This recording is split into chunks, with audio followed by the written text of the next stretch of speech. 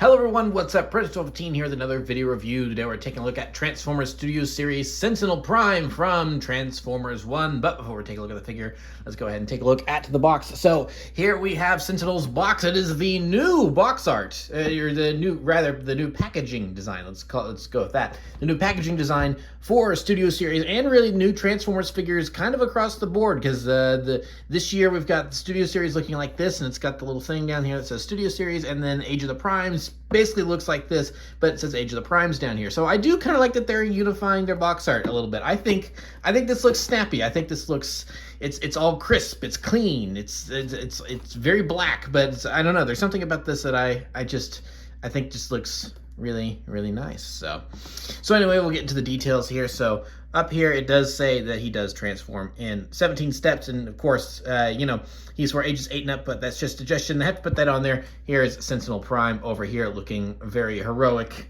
There's his jet mode. This is a Transformer, so he's from product line Transformers, says it's right there. He's from Studio Series, he's from the movie Transformers 1. His name is Sentinel Prime. He's manufactured by Hasbro. On the top, he's also co-manufactured by Takara Tomy, so you got that little tie-in there. Over here, we've got another look at Sentinel's box art.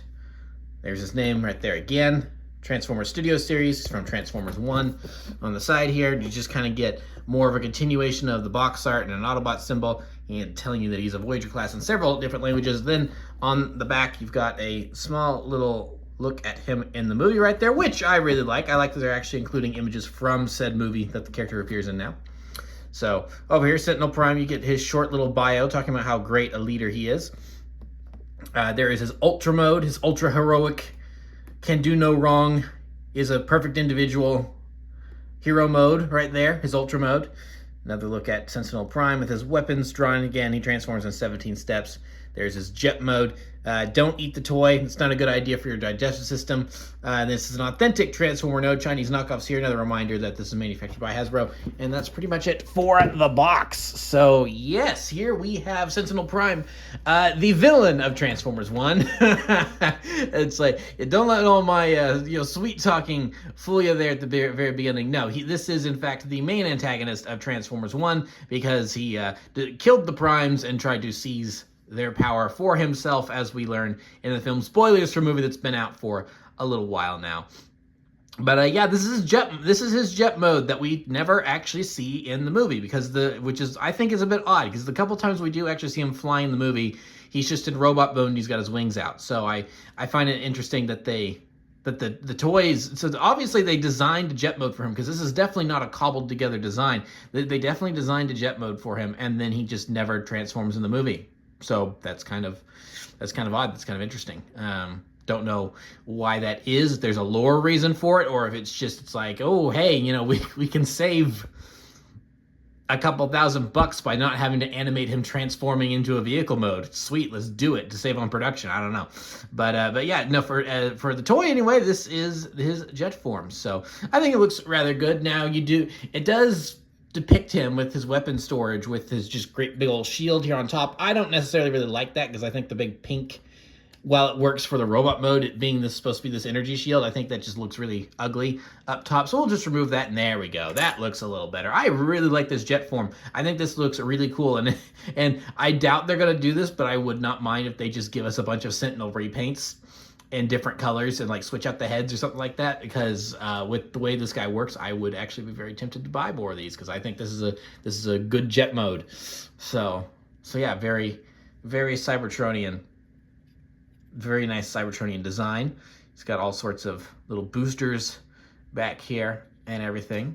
So yeah, got that nice classic Sentinel color scheme going on with the blue and the gold. So there's what's going on underneath. But yeah, not a whole lot to say here. It's just a really solid jet mode. Now, speaking of weapon storage, this is technically weapon storage here. Is that you do have these, I'm just going to call them null rays, because that's what they look like to me. These just look like null rays, and then you can put them on the shield, but that'll be more for robot mode, so we'll get into that then. But for vehicle mode here, you just do have these little tabs right here. Just plug that in right there, and then you've got his cannons up front ready to blast, and I guess you've got some cannons like right here as well that are molded into his backpack, his wings. So yeah, it looks really good. So one character I could definitely see them doing a repaint of this, this definitely screams Jetfire to me. Like you change all of this to like white, and then you put some red accents in there and everything. This could definitely be a good like Cybertronian Jetfire, I think. But as it stands, it's a very solid, I think, Sentinel Prime figure. So yeah, that's really all I have for the vehicle mode. So now let's go ahead and transition him into robot mode. And something I like about this guy is that, as the box says in multiple places, he only transforms in 17 steps. I think for a design like this and a character like this, the fact that he only transforms in 17 steps is actually pretty cool. So because that's really not that many. I was expecting more, but they do it pretty intuitively. So first we just want to go ahead and remove his little null rays here, move them off to the side, and then we've got a Bear jet here just ready to start transforming. So first thing we want to do is just go ahead and bring these down. So I guess if you really wanted to, that's another way the jet could look. If you just wanted to leave those down, that's definitely a look you could go with if you wanted to. So then next we want to take the arms and they will tab in to that will just tab in there. So we just want to remove these here like so, and then we can kind of start working on the backpack. So now the backpack then tabs into the legs right here. If I can carefully, there we are. So as you can see, there's that tab that just goes into that connector right there. And then that just kind of tabs in right there. So that all connects very easily with just a press down. So now we've got that up, and we can kind of start getting this angled out of the way. Same thing over here. Whoop, oh, there we go. All right, so I got that lifted up, and I did another step. So we've got that up like that, and then that has now disconnected inadvertently this whole hinge piece right here. So we can just kind of start working with this already. As you can see, this just is on this double hinge here. And then on my copy, this is quite tough. So we want it to be kind of flat eventually. So there we are. Just kind of get it moved up like, oh wait, hold on. No, I've gone too far.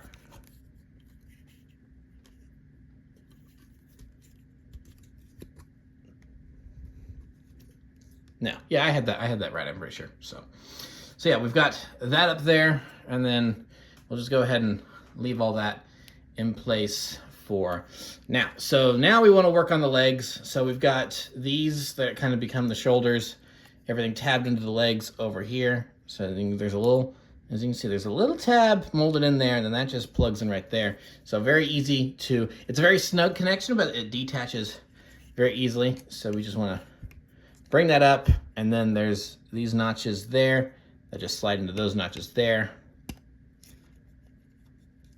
So that kind of all just connects there. And then we'll just go ahead and get the legs done and out of the way. So here are his feet. We just want to flip up his feet, and then take these jet boosters and get them flipped in. Jet boosters, get them flipped in, and then the legs just connect on some tabs in there, and so we can get all that removed. And right now we're working with a cone head. So let's see here. Now that we've kind of got all that out of the way and I can see where everything's supposed to go, let's go ahead and work on this. So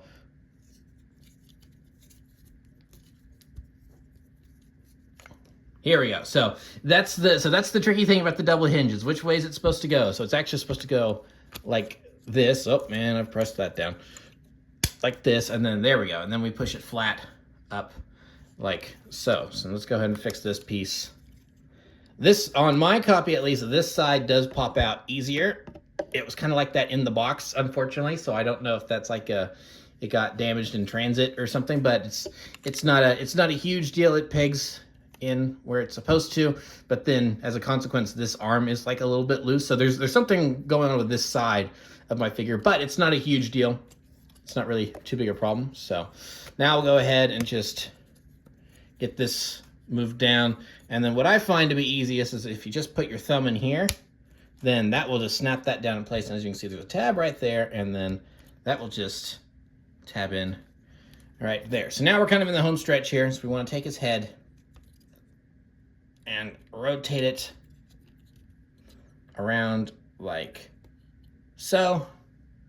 So there's his head, just like so.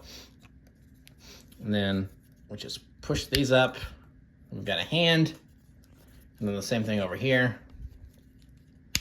We've got a hand, and then basically the only thing left to do is work on the cape. Now, this is, you can leave the cape, this is not like screen accurate, but you can leave the cape like this if that's the configuration you like. That's something you can totally do. But this is the way the instructions and myself, this is the way the instructions say for you to do it, and I kind of like this the best myself, is that you just want to fold those back like so, and then these bits here are going to untab, and then just move all that up like so. And then you just want to untab that, and then it'll all move up like so, and there you go. Now, it is important that you kind of do save this for last, because otherwise these big wing bits here are going to get in the way of kind of messing with all the rest of it. So the finishing off the cape is kind of the best left for last. So now we'll just go ahead and kind of make sure that he's standing properly,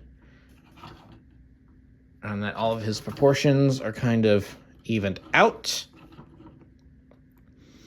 Yes, and then there we go. There is Sentinel Prime in his robot mode.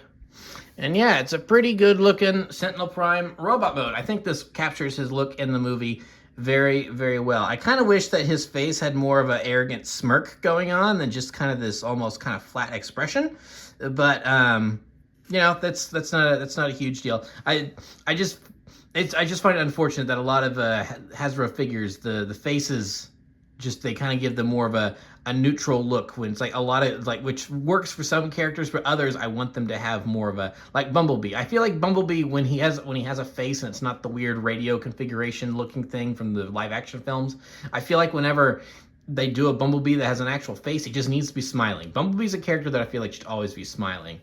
Sentinel Prime here I think is kind of a little bit of the same, where I feel like he needs to have just a big smirk, but not like an actual like an arrogant, like there should be an arrogant twinge to that smirk. So yeah, the fact that it's more of a plain expression isn't a deal breaker. It's not a huge deal, but it's just a little nitpick for me. It's like I kind of wish that they did that because it would fit his character better, because I'm all about the characters. I love the characters. So yeah, but overall, he's a good looking figure. Now, of course, like I said, you can fix the cape and do whatever you want with it, so it can be a little more flat against his back if you want it. That's a look. I do, but like I said, I do prefer it kind of out like that, and then there it's the way this rotation works is that there you can feel the different positions in there, so it's easy to kind of get it exactly where you want it, which is really nice. So yeah, overall pretty good figure in terms of the look. So now we'll go ahead and give him his weapons. So here are his null rays attached to his energy shield. So we'll go ahead and attach that to his arm right here. So as you can see, there's that slot, just goes onto this peg on his arm. And so then there he has his energy.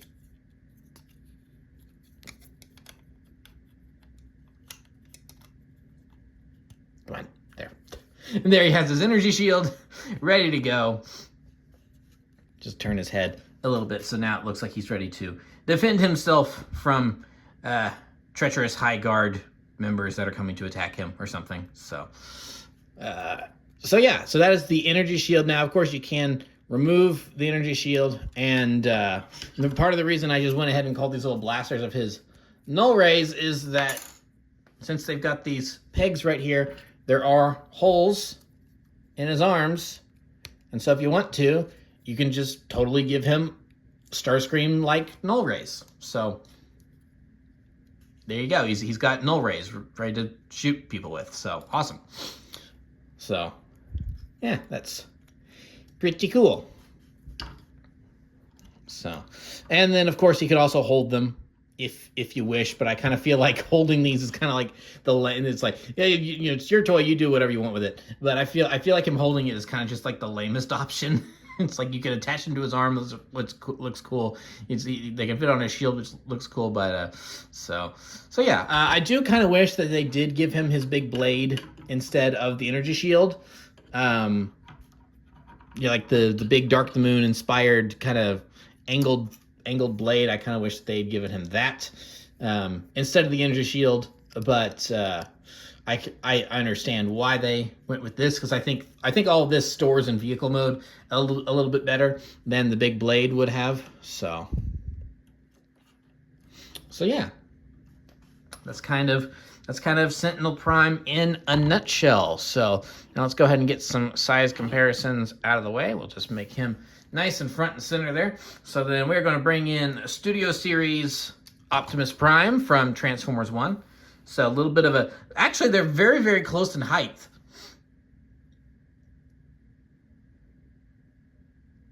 I mean, obviously where the head is, you can tell that he's actually just a little bit.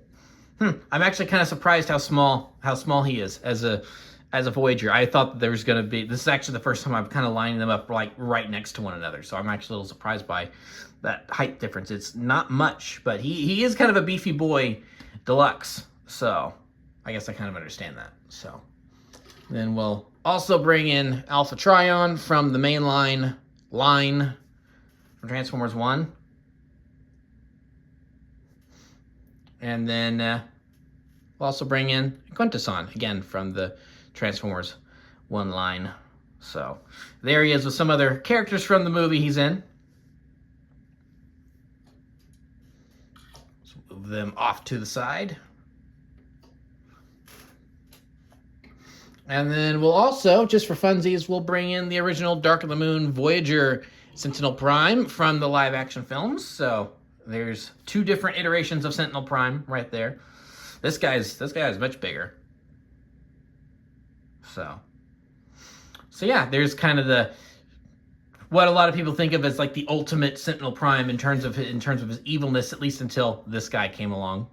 So yeah, I do like all the design things that he took from this guy, because like there's the chests are sort of kind of similar. Like if you squint, just kind of, I don't know, something about the way those are angled kind of remind me of that. And then obviously the cape, the big cape, is supposed to be like the cape that this Sentinel has. And then of course in the movie he does have the big sword. And then this Voyager does not have the big sword. So that's something these guys have in common, is that they have big swords in the movies, but the toys get diddly squat in terms of that. Because this guy came with like a big water cannon thing or whatever. And obviously he has his blasters and shield.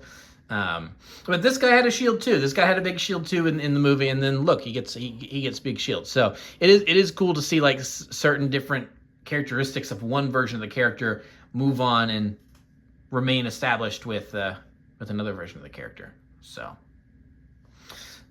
yeah, so we'll go ahead and just move him off to the side. And we're not quite done with Sentinel Prime yet, because this is his robot mode. But as we discussed on the back of the box earlier, he does have his kind of ultra mode. So I'm just going to go ahead and remove his shield and everything there for the moment.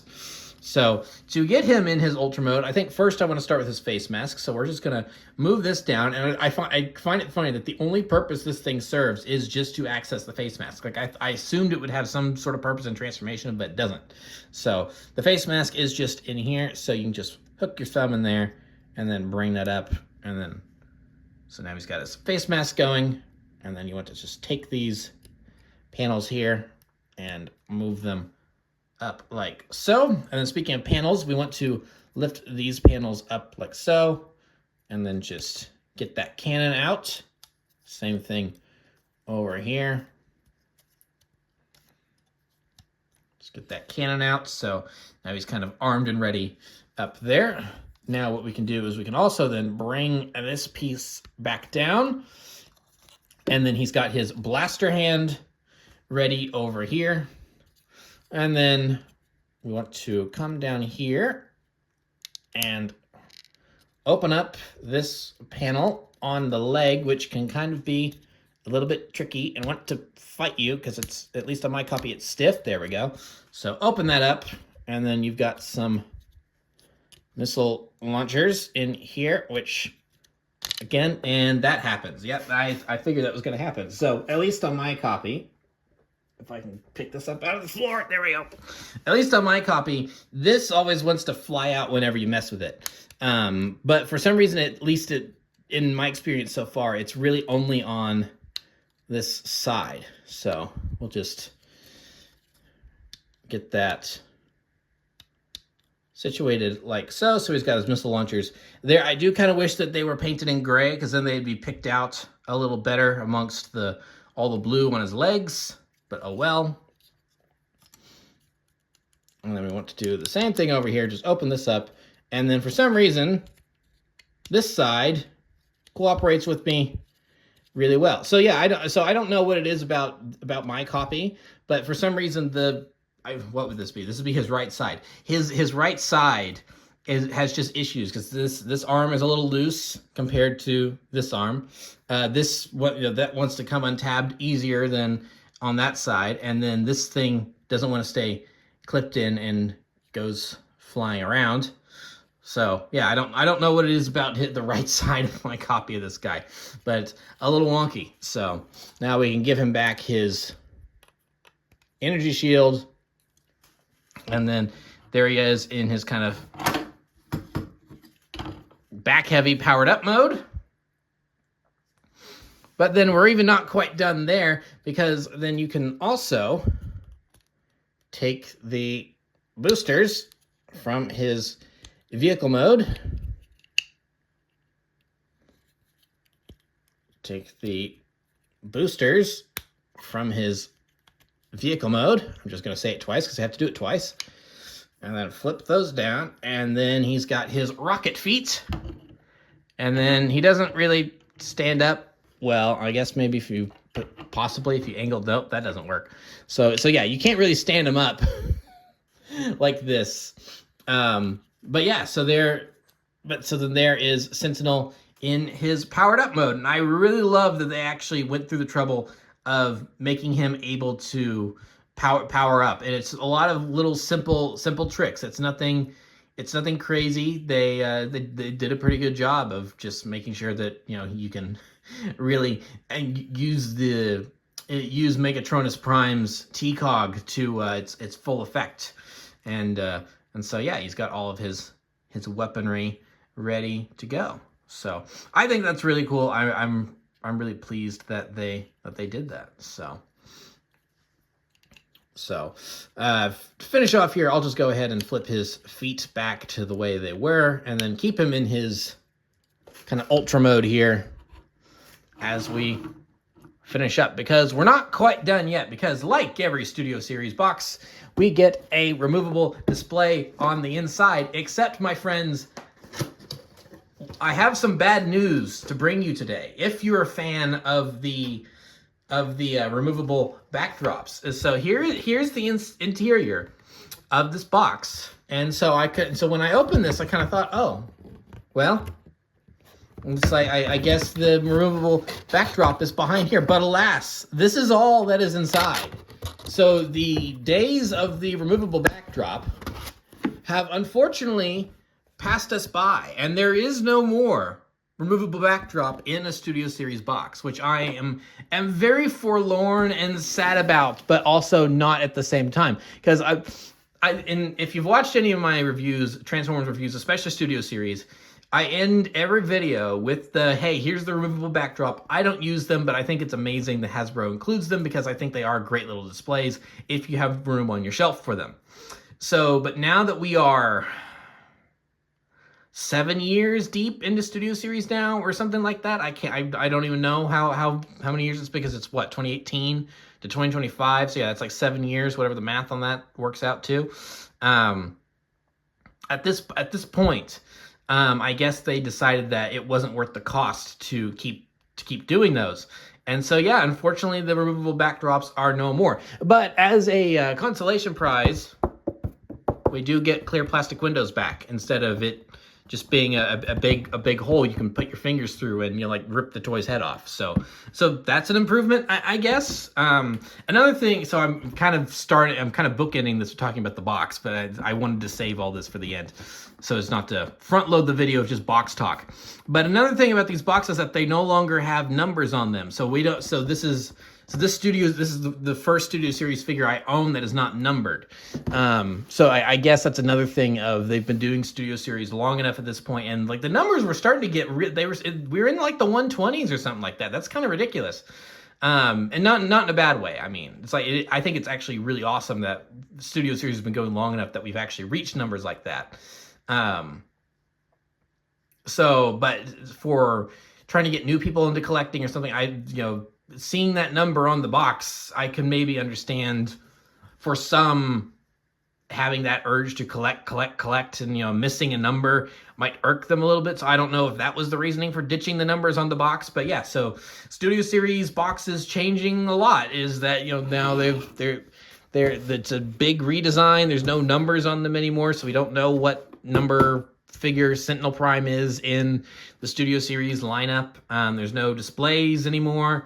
So yeah, it's a new age for Studio Series, and I find it funny that I am starting this new age of Studio Series out with the leader of a previous age who gets usurped by the leader of the new age over here. So yeah, but that's pretty much it for Sentinel Prime. I think he's a really great figure. There's a couple drawbacks.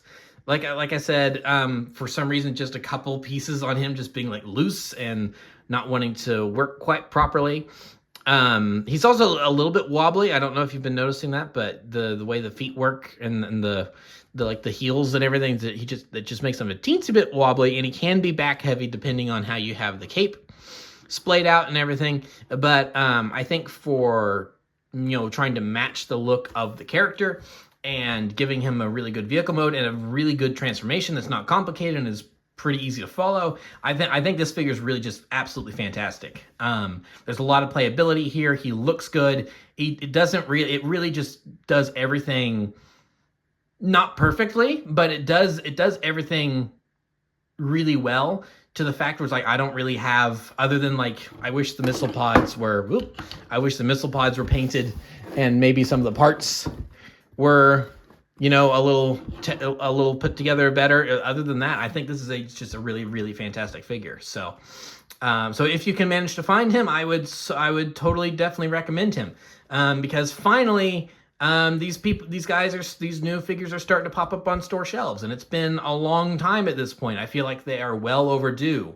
I don't know what was going on with the release of this current wave, because I was pretty sure that this was supposed to be like the January wave of toys, unless I was mistaken.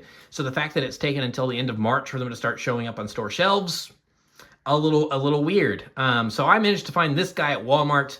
But I know that I've seen other things online where your mileage may vary on if you're able to find Studio Series in Walmarts anymore. I know that some smaller Walmarts are doing away with Studio Series and Generations entirely, and they're kind of sticking more to the mainline stuff. So good luck in your toy hunts. I felt myself very lucky to be able to find this guy the other day, and knew I had to kind of get a review up ASAP of him, just because I think this is timely, and I think this is just a really, really good figure to kind of kick off the year with the actual brand new figures, and not ones I've had for a while and I'm just now getting around to reviewing, like some of the ones from last year. So yeah, this is a good figure. I would recommend him if you can find him. So that'll pretty much be it for this review. Please remember to like, comment, subscribe, all that great stuff. Remember to follow me on Twitter and Instagram. Those links will be in the description below. And yeah, that'll be it for this review. So thank you for watching, and goodbye.